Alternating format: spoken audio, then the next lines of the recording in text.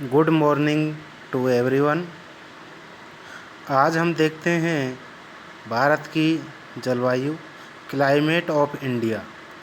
भारत की जलवायु के अंतर्गत भी मुख्य रूप से भारत की जलवायु को प्रभावित करने वाले कारकों का विश्लेषण इस लेक्चर सीरीज़ के अंतर्गत किया जाएगा। यह लेक्चर सीरीज़ 5 है, जो कि BA part 3rd year paper 2 geography of India के अंतर्गत है। मैं Balluram Meena, assistant professor geography, government college Mangrol, university of Kota. तो भारत की जलवायु को प्रभावित करने वाले कारकों से पूर्व हम संक्षेप में जलवायु से संबंधित कुछ महत्वपूर्ण तथ्य हैं, उनको समझ लेते हैं। तो सबसे पहले हम देखते हैं मौसम। मौसम क्या है?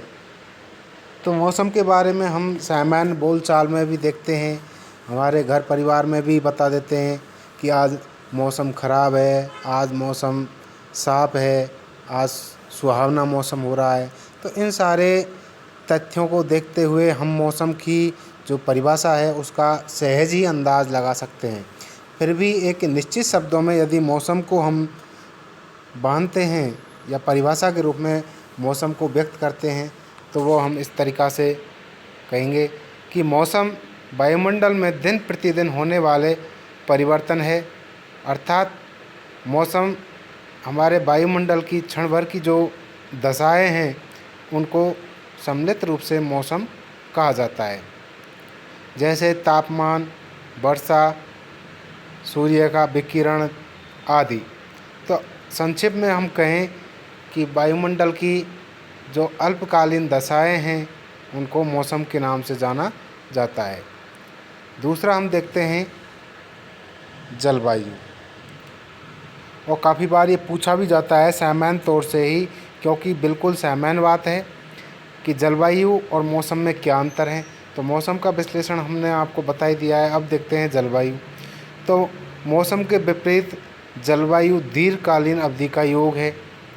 तो हम भौतिक भूगोल के अंतर्गत भी कई जो भूवैज्ञानिक समय मापक है उनके अंतर्गत जब विश्लेषण किया है तो हमने देखा है कि हमारी जलवायु है वो एक लंबे समय के बाद परिवर्तित होती रही है, और वर्तमान परिप्रेक्ष्य में भी जलवायु परिवर्तन है वो बहुत ही महत्वपूर्ण तथ्य उभर कर आ रहा है, जिस पर अनेक संगोष्ठियाँ, अनेक विचार विमर्श, समितियाँ या वैश्विक स्तर पर हम देखें तो इस बारे में काफ़ी परिचर्चाएँ होती हैं। यदि हम निश्चित शब्दों के रूप में मौसम को बांधते हैं या मौसम की परिभाषा को निश्चित शब्दों में व्यक्त करते हैं तो इस तरीक़ा से है, किसी स्थान पर अनेक वर्षों में मापी गई मौसम की औसत दशाओं को जलवायु कहते हैं। अर्थात मौसम का ही बृहद रूप जलवायु है, जिसके लिए लगभग जो औसत समय है वो लगभग 30 वर्ष का है। 30 वर्ष से अधिक कितना भी हो, लेकिन इतना कम से कम होना चाहिए। संक्षेप में और सरल शब्दों में कहें तो किसी स्थान की दीर्घकालीन मौसमी दशाओं के औसत योग को जलवायु कहते हैं। तो हम संक्षेप में फिर दोबारा मौसम और जलवायु में अंतर कर सकते हैं कि किसी स्थान विशेष पर क्षण भर में जो वायुमंडलीय दशाएं हैं उनका जो योग है वो तो मौसम कहलाती है, और इसी तरीक़ा से किसी स्थान विशेष की दीर्घकालीन मौसमी जो दशाएं हैं उनका औसत योग जलवायु कहलाती है। भारत की स्थिति उष्णकटिबंध में होने के कारण अधिकतर वर्षा मानसून पवन से होती है, इसलिए भारत की जलवायु के मोटे तौर पर मानसूनी जलवायु कहा जाता है, तथा मानसून शब्द अरबी भाषा के मौसम शब्द से लिया गया है। मानसून शब्द अरबी भाषा के मौसम शब्द से लिया गया है। भारत की जलवायु विविधतापूर्ण है। यहाँ एक स्थान से दूसरे स्थान में तथा एक ऋतु से दूसरी ऋतु में तापमान व वर्षा की मात्रा में काफ़ी अंतर है। अत्यधिक प्रादेशिक भिन्नता भारत की जलवायु की विशेषता है, क्योंकि ऐसी जलवायु विश्व में कहीं नहीं मिलती है। भारत की जलवायु पर विषुवत रेखा की निकटता, कर्क रेखा के मध्य से निकलने कुछ भागों के समुद्र से काफ़ी ऊंचे होने तथा समुद्र से 3 ओर से देश के घिरे होने का प्रभाव भी पड़ता है। असम में भारी वर्षा होती है तथा यहाँ की जलवायु भी आर्द्र है। तो हम दूसरे शब्दों में कहें कि हमारे भारत में भौगोलिक विविधता पाई जाती है कि जहाँ एक तरफ असम में सबसे अधिक वर्षा होती है। मौसिनराम नामक स्थान है जहाँ पर लगभग 11,022 मिलीमीटर, यदि सेंटीमीटर में देखें तो 1102 सेंटीमीटर वर्षा होती है। तो वहीं इसके विपरीत भारत का ही पश्चिमी क्षेत्र जो कि राजस्थान में अवस्थित है, थार का मरुस्थल कहलाता है, यहाँ पर औसत वर्षा 10 सेंटीमीटर ही हो पाती है। तो ये जलवायु की विविधता को या भारत में पाई जाने वाली जो भौगोलिक विविधता है उनसे जलवायु को प्रभावित करने वाले कारकों के रूप में स्पष्ट देखा जा सकता है। तो राजस्थान में कम वर्षा होने के कारण यहाँ की जलवायु शुष्क है। पश्चिमी राजस्थान के मरुस्थलों में जहाँ ग्रीष्मकाल में दिन का तापमान 50 डिग्री सेल्सियस तक पहुँच जाता है, वहीं शीत ऋतु में जम्मू कश्मीर में स्थित द्राक्ष एवं कारगिल में तापमान 0 से 40 डिग्री सेल्सियस नीचे चला जाता है। तो यदि तापमान के संदर्भ में हम क्षेत्र विशेष की तुलना करें या विविधता की तुलना करें तो हम देखते हैं कि जम्मू कश्मीर के अंतर्गत जो लद्दाख का क्षेत्र है जिसमें द्राक्ष और कारगिल, यहाँ पर तापमान माइनस में चले जाता है, -40 डिग्री। तो वहीं राजस्थान के अंतर्गत ग्रीष्मकाल में रेड अलर्ट घोषित हो जाता है क्योंकि यहाँ पर 50 डिग्री सेल्सियस से भी अधिक तापमान पहुँच जाता है। और वर्षा का विश्लेषण आपको अभी बताया ही है। तो इस तरह जहाँ मेघालय व असम में औसत वर्षा 900 से 1100 सेंटीमीटर तक होती है, उसी अवधि में राजस्थान के जैसलमेर आदि क्षेत्रों में लगभग 10 से 12 सेंटीमीटर ही वार्षिक वर्षा हो पाती है, औसत वर्षा हो पाती है। तो ये हमारे भारत की जो जलवायु विविधता है उसको अभिव्यक्त करती है।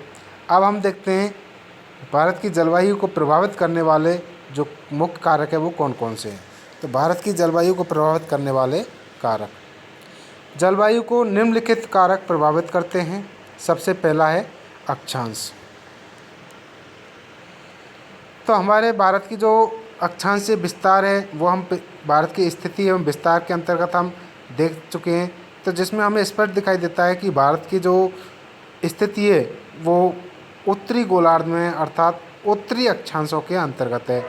तो जैसे जैसे हम विषुवत रेखा से उत्तर की ओर बढ़ते जाते हैं तो हमारी जो जलवायु है उसमें विविधता या परिवर्तन है वो देखने को मिलता है। तो अक्षांश, भारत के अंतर्गत कर्क रेखा भारत के मध्य से गुजरती है जिसके कारण क्षेत्र का तापमान सापेक्षतया अधिक रहता है। यदि दूसरे शब्दों में कहें तो हम कि कर्क रेखा से दक्षिण का भाग उष्णकटिबंध में आता है भारत का, और कर्क रेखा से उत्तर का भाग वो उपोष्ण या जिसे हम शीतोष्ण कटिबंध के रूप में कहें तो उस भाग में आता है। उष्ण कटिबंध के अंतर्गत जो तापमान है वो अधिक होता है, जबकि शीतोष्ण कटिबंध में तापमान उष्ण कटिबंध की अपेक्षा कम होता जाता है। तो इसलिए हमारे भारत में अक्षांशों का भी प्रभाव पड़ता है। तो जैसे जैसे हम यदि एक प्रोफाइल के अनुसार दक्षिण से उत्तर की ओर यात्रा करें या कन्याकुमारी से कश्मीर की ओर यात्रा करें तो हम देखेंगे कि जहाँ दक्षिण में तापमान अधिक है वहीं उसी समय उत्तर की ओर यात्रा करते हुए देखें तो धीरे धीरे तापमान में वृद्धि होती आपको प्रतीत होगी। तो ये हमारे अक्षांशों का ही प्रभाव है जिससे हमारे भारत की जलवायु प्रभावित होती है। दूसरा है समुद्र से निकटता, या फिर हम दूसरे शब्दों में कहें तो समुद्र से किसी क्षेत्र विशेष की या भारत के महाद्वीपीय क्षेत्र की जिन स्थानों की दूरी है वो भी विविध होती जाती है। तो समुद्र से निकटता या समुद्र से दूरी, सामान्यतः जो प्रदेश अथवा क्षेत्र समुद्र के समीप होते हैं वहाँ की जलवायु प्राय एक समान होती है। इसलिए भारत के उत्तर पश्चिमी भाग के प्रदेशों के तापमान में विभिन्नताएं द्रष्टव्य होती हैं। तो हमारे समुद्र के निकट के जो क्षेत्र हैं उनमें आर्द्र जलवायु पाई जाती है। जैसे जैसे समुद्री क्षेत्रों से हम दूर बढ़ते जाते हैं तो हमारी जो जलवायु है वो उष्ण से शीतोष्ण होती जाती है। तो ये हमारी समुद्र से निकटता और दूरी का हमारी जलवायु पर प्रभाव पड़ता है। अगला है मानसूनी पवनें। भारत की जलवायु को भारत में चलने वाली जो मानसूनी पवनें हैं वो अत्यधिक प्रभावित करती है, क्योंकि हमारे यहाँ पर 6 माह दक्षिण पश्चिम से आने वाली पवनें और 6 माह उत्तर पूर्व से आने वाली पवनें चलती हैं, जिन्हें हम दक्षिण पश्चिम से आने वाली पवनें उनको दक्षिण पश्चिम मानसून और उत्तर पूर्व से आने वाली जो पवनें हैं उनको उत्तर पूर्वी मानसून कहते हैं। दूसरे शब्दों में कहें तो दक्षिण पश्चिम से चलने वाली जो पवनें हैं उनको ग्रीष्मकालीन मानसून और उत्तर पूर्व से चलने वाली जो पवनें हैं उनको शीतकालीन मानसून के नाम से जानते हैं। और इन मानसूनों से यहाँ की जलवायु है वो काफ़ी प्रभावित होती है। मानसूनी पवनें ग्रीष्मकाल में दक्षिण पश्चिम दिशा में बहती है, वह शीतकाल में इनके बहने की दिशा उत्तर पूर्व से दक्षिण पश्चिम हो जाती है। ये मानसूनी पवनें वर्षा की मात्रा, आर्द्रता व तापमान को प्रभावित करती है। मानसून आने का समय व तीव्रता उष्णीय विषमता, अंतर उष्णकटिबंधीय अभिसरण व जेट स्ट्रीम पर निर्भर करता है। हमारे यहाँ की जो मानसूनी पवनें हैं उनको ये उक्त 3 कारक है ये भी प्रभावित करते हैं, जिनकी वजह से हमारे भारत की जलवायु प्रभावित होती है। और इन्हीं की वजह से यहाँ भारत की जो जलवायु है, यहाँ की जलवायु को मानसूनी जलवायु कहते हैं। अगला है उच्चावच। भारत की जलवायु को यहाँ का जो उच्चावच है वो भी प्रभावित करता है, क्योंकि हम देखते हैं कि भारत का एक क्षेत्र तो बिल्कुल समुद्र तट पर है और एक दूसरा क्षेत्र हिमालय के उच्च भूभागों में है। तो समुद्र तट से हिमालय की जो ऊंचाई है, औसत ऊंचाई है, उनका भी उनमें विविधता पाई जाती है, जिसकी वजह से भारत में जैसे जैसे हम ऊंचाई की ओर बढ़ते हैं उनमें तापमान में, जलवायु में, मौसम में, वायु दाब है उनमें अंतर आ जाता है, जिसकी वजह से यहाँ उच्चावच की वजह से भी क्षेत्र विशेष की जलवायु है वो प्रभावित होती है। हिमालय, पश्चिमी घाट एवं पूर्वांचल की पहाड़ियाँ तापमान तथा वर्षा की मात्रा को प्रभावित करती हैं। सरल शब्दों में हम कहें तो हम देखते हैं कि हिमालय की जो तलहटी है उसमें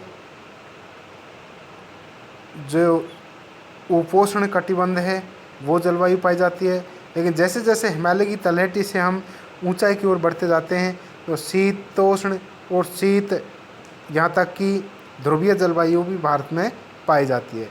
तो वो सब ऊंचाई की वजह से ही पाई जाती है। और हम देखते हैं कि हिमालय के अंतर्गत 5100 मीटर से उच्च भूभाग में हर हमेशा हिमाद्री के रूप में या बर्फ़ के रूप में बर्फ़ या ग्लेशियर जमा रहते हैं। अर्थात 5100 मीटर की जो ऊंचाई है वो हिम रेखा को अभिव्यक्त करती है। इसी तरीक़ा से दक्षिण के कुछ जो पर्वत हैं, पहाड़ियाँ हैं, उनमें भी आपको जलवायु का प्रभाव सीधा प्रभाव दिखाई दे जाएगा। जैसे मध्य प्रदेश के अंतर्गत पंचमढ़ी है, यहाँ पर बर्फ़ आपको चोटी पर जमी हुई प्रतीत हो जाएगी। जैसे हम देखते हैं कि नीचे से ऊंचाई की ओर हम बढ़ते हैं या उच्चावच को हम देखें तो भारत की जो जलवायु है उसमें विविधता पाई जाती है, और उच्चावच है वो भी भारत की जलवायु को प्रभावित करने वाला कारक है। अगला है वायुदाब एवं पवनें। भारत की जलवायु को प्रभावित करने वाले कारकों में वायुदाब एवं पवन भी मुख्य है। भारत में जलवायु और संबंधित मौसम की स्थितियाँ निम्नलिखित वायुमंडलीय स्थितियों द्वारा नियंत्रित होती है। वायुदाब और सतही पवनें ऊपरी वायु परिसंचरण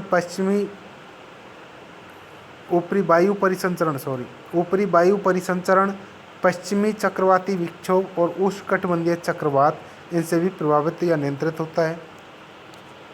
भारत उत्तरी गोलार्ध के उपोष्ण कटिबंधीय उच्च दाब वाले क्षेत्र में पैदा होने उत्तर पूर्वी व्यापारिक पवनों के क्षेत्र में पड़ता है।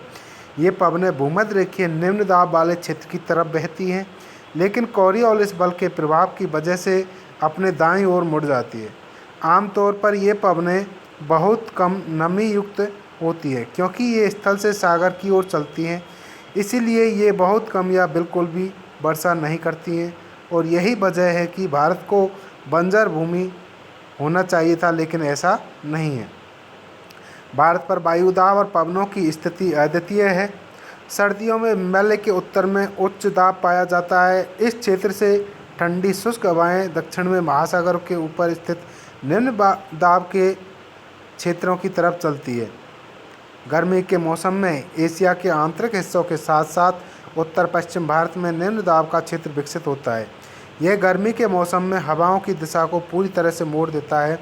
पवनें दक्षिणी हिंद महासागर के उच्च दाब वाले क्षेत्र से दक्षिण पूरब दिशा में चलती है और भूमध्य रेखा को पार करती हुई भारतीय उपमहाद्वीप के ऊपर स्थित निम्न दाब वाले क्षेत्र की ओर मुड़ जाती है।